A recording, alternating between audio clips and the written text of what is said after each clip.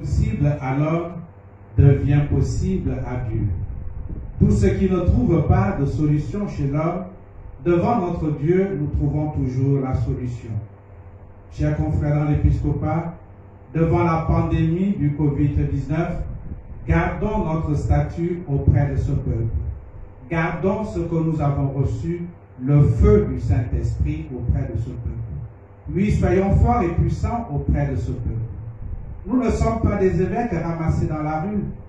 Nous ne devons pas nous laisser habiter par la peur face aux défis de ce monde.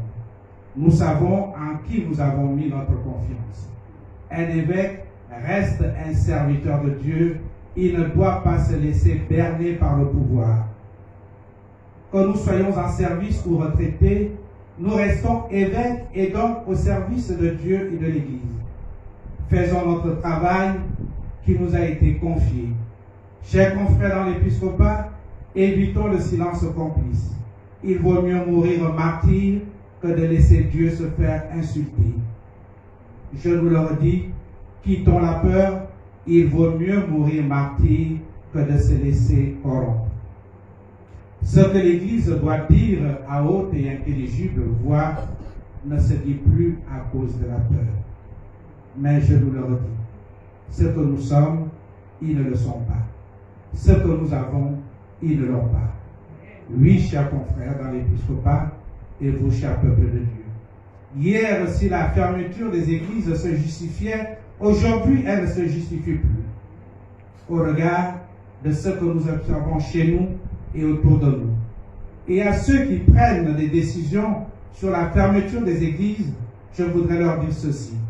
La fermeture d'une église est pour un temps, mais la fermeture du paradis, c'est pour une éternité.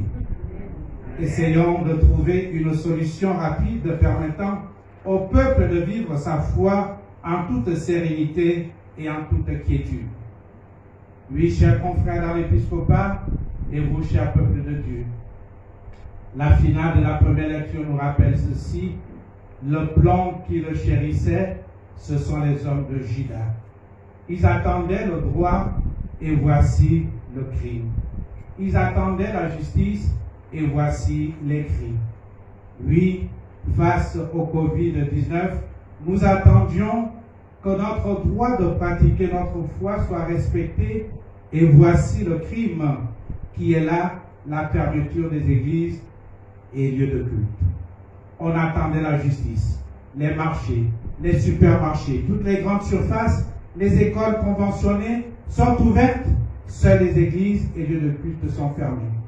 Voyez-vous, malgré le cri et la détresse du peuple de Dieu, ceux-ci restent insensibles et fermes dans leur décision de ne pas ouvrir les lieux de culte, jouant même des prolongations. Alors, cher peuple de Dieu, et vous, chers fidèles, que vous dire devant une telle situation? La réponse nous vient de la seconde lecture. Frères, ne soyez pas inquiets de rien, mais en toutes circonstances, priez et suppliez, tout en rendant grâce pour faire connaître à Dieu vos demandes. Oui, Seigneur, en ce 27e dimanche du temps ordinaire, nous voulons te faire une demande. Que tous ceux qui militent en tant que personnes humaines ou institutions pour la fermeture des églises et lieux de culte, tu les connais tous, Seigneur. Touche leur cœur afin qu'ils comprennent que œuvrer contre Dieu n'apporte rien sinon la mort éternelle. Et qu'ils n'oublient jamais que le souffle de vie, c'est toi seul qui le détiens. Fais-leur comprendre qu'un être humain ne peut jamais lutter contre Dieu. Le faire, c'est se détruire soi-même. N'est-ce pas ce que nous enseigne la parabole de l'homme qui était propriétaire d'un domaine? Les vignerons se sont attaqués à ses serviteurs, puis à son fils unique. Que fit le maître de la vigne quand il vint? Le texte nous dit ceci. Ces misérables vignerons, il les fait périr misérablement. Chers confrères dans l'épiscopat, chers peuple de Dieu, chers gouvernants, Dieu ne nous a pas créés pour mourir, mais pour vivre. Renonçons à la détresse du peuple et soyons des porteurs d'espérance, de joie, de paix, d'amour pour nous-mêmes et pour tous les autres, aujourd'hui, demain et pour les siècles des siècles. Amen. Et aujourd'hui,